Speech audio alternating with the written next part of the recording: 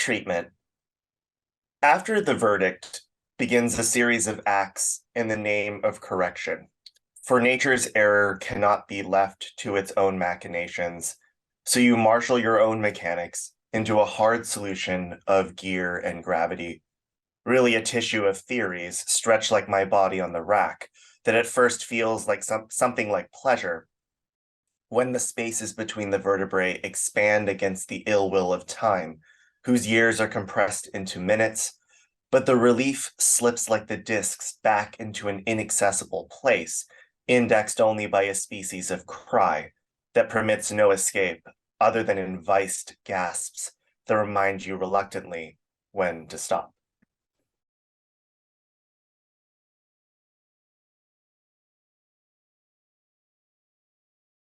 This is part of a chaplet, and I say chaplet rather than chapbook because it's essentially a 6-poem series that reflects on my experience going through chiropractic treatment roughly in 2010. I went to go get my first x-rays of my scoliosis, and I started going to see a chiropractor who was in many ways experimenting with different ways of sort of trying to alleviate my pain.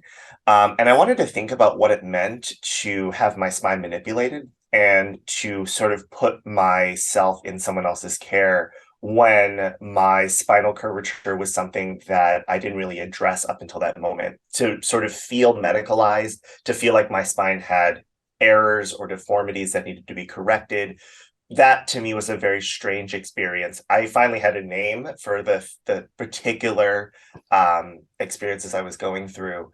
And I wanted to write from the subjectivity of medicalization or being a subject of medicalization and think about this kind of linear process of figuring out what it is I had all the way to the end with treatment. So the poems, this entire sequence begins with diagnosis and it ends with a kind of cheeky poem called Second Opinion, in which I essentially, after all of that treatment, I still needed to find more answers about my chronic conditions.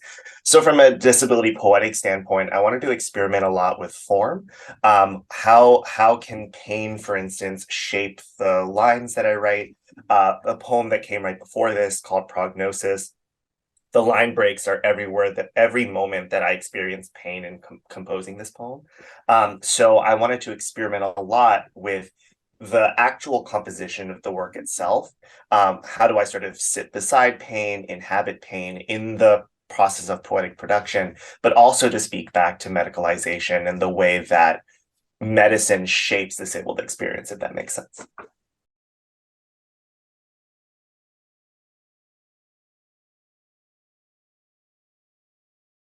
It's actually a reference to two different shapes in my head. So I have kyphoscoliosis. So I both have a rounding of my spine, but it also curves. So I have the classic reverse S shape. And the poem is in one single stanza, and this stanza is in the shape of the first curve in my back.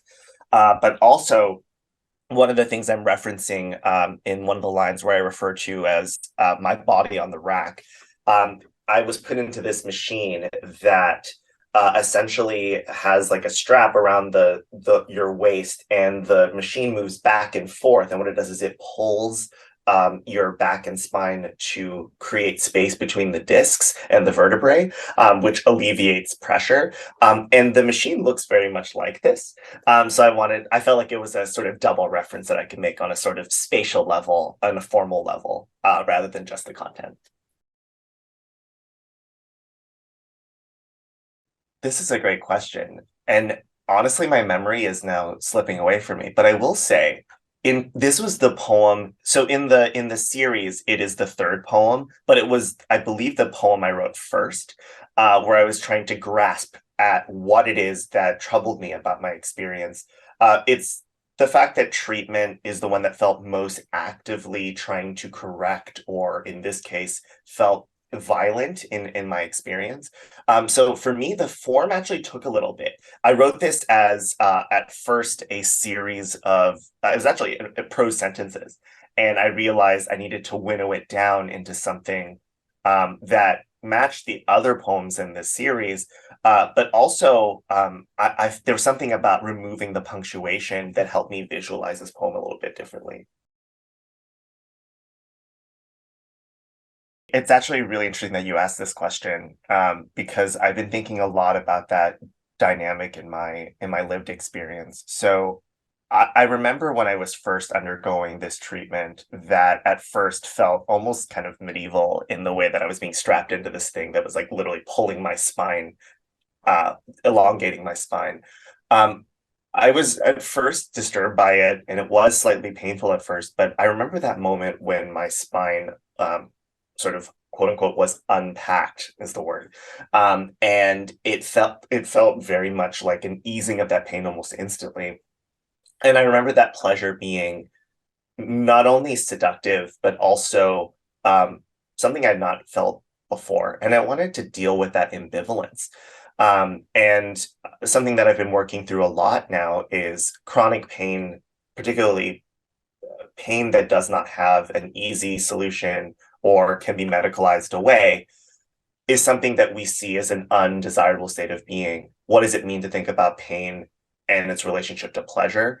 And I'm thinking here of one of my colleagues' works, Emma Shepard, who is working on sort of BDSM culture, and thinking about how for many disabled people in pain, a sort of redeveloping a relationship to pain that is also pleasurable has been really empowering. And I've been thinking a lot about that in my personal life now. So at the time I was writing this poem, this was, oh goodness, toward graduate school when I was still kind of a closeted poet who was afraid to share his work. I was reading a lot of theory. At the time, I was reading Susan Sontag's Illness as Metaphor from the 80s, where she essentially says the healthiest way of being ill is one that is completely purged of metaphor. And of course, in literally within the first page of her treatise, she uses metaphor. And that irony, I think, is really interesting, where metaphor is so endemic to the way we use language, particularly talking about illness and disease.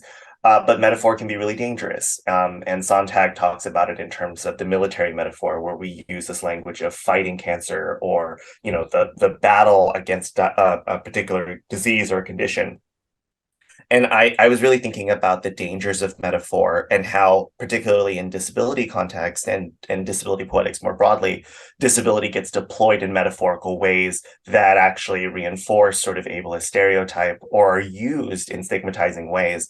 And I wanted to challenge myself a little bit to not just be judicious about when I use metaphor, but what kinds of metaphor I am perpetuating in my own account of disability. When it comes to pain, a lot of the metaphors we use regarding pain have very violent connotations. Hammering, sort of this stabbing. It's a very violent set of vocabularies for pain, and I've been trying to sort of take the warning seriously that metaphor, while it can create connection across seemingly disparate concepts, can actually produce unintended consequences. And that's not to say I've jettisoned metaphor from my poetic practice, but I've just been very deliberate about what that metaphor is achieving, so to speak.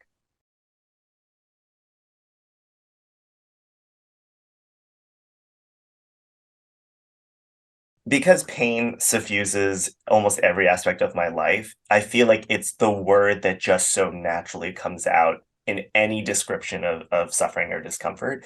So one of the challenges I had not imagined this poetic series in this way yet, but I was finding that in my work, I was pushing against this need to name pain as pain because it was so overdetermined. And I was thinking about this. I've reflected on this in several places publicly about the way that the narrative surrounding pain get sort of prescriptive when it comes to people of particularly marginalized identities. So when I talk about pain as a queer person, as a Chinese American person, there's already preconceived notions about what my pain looks like and how I need to trot out that pain for particular purposes. and for those of us in the publishing industry, certain kinds of pain are more marketable than others. And we can talk about how objectifying that is. But what I found myself doing was really resisting this impulse to sort of name pain as a thing that will, in many ways, overdetermine what the work of this set of poems or even that poem is doing. The more sophisticated answer that I'm going to try to give is one that's, again, related to theory. At the time, I was also reading Elaine Scarry's book, The Body in Pain. And that book had a profound influence on me, sort of understanding what pain does and understanding why I had such a difficult time expressing it to other people. So Scarry's claim in 1985 was that pain is this inexpressible thing that cannot be communicated across individuals and actually shatters language. And for me, I was disturbed by that because for me, I felt like what was really happening was that we actually don't have robust languages to encompass the many, many experiences of pain. We actually don't listen well enough to people in pain. It's not that pain destroys language. I think the people that I know that have chronic pain, myself included, actually are very effusive and descriptive about their pain. So part of what I was trying to do in this project was sort of push back against this notion that pain absolutely destroys our capacity to speak about it. But actually, how can we think about talking about pain without having to use pain as a sort of signifier for that set of experiences, if that makes sense?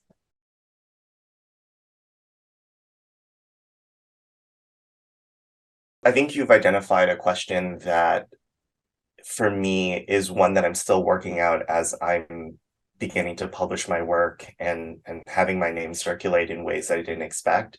So when I think about this concept of marketable pain, I think a lot about the way that it's associated with trauma and what Joseph Shapiro has described as the kind of model of disability that we, I think, in the field refer to as inspiration porn, or the idea that disabled people need to be inspirations, overcoming that pain. That language of overcoming is so pervasive that I think decades of disability scholarship and disability literature and writing has tried to push back against. But there is, I think, a lot of publication incentive in the form of book deals or in the form of placing your work in major publications that want disabled people and people of color and queer people to rehearse a kind of trauma that is often extreme about sort of social rejection, violence, and I've always been really disturbed by this, right? That the people who have experienced forms of oppression, extreme oppression, are often asked to narrate that oppression as some sort of truth claim about their marginality, right? Oh, these people are oppressed. Let's have them explain to us just how oppressed they really are. Second, as a way of sort of um, creating more space at the table, I'm seeing a lot of these movements toward diversity, equity, and inclusion that are predicated on these marginalized groups saying that they are oppressed, trotting out their traumas in order to have a place at the table, rather than embracing, say, a disabled poet not writing about disability or not writing about disability in negative ways, right? What would it mean to talk about disability as pleasure? There seems to be less of a space for that in publication spaces than I would have expected. That's not to say it doesn't exist. I'm thinking about Alice Wong's new book where she talks a lot about pleasure and disability, but there needs to be this element of stigma, oppression, and overcoming that gets you in the door, so to speak. And I've always been really troubled by that, and I don't think that's going to go away, even as disability and disability writing sort of comes into the mainstream.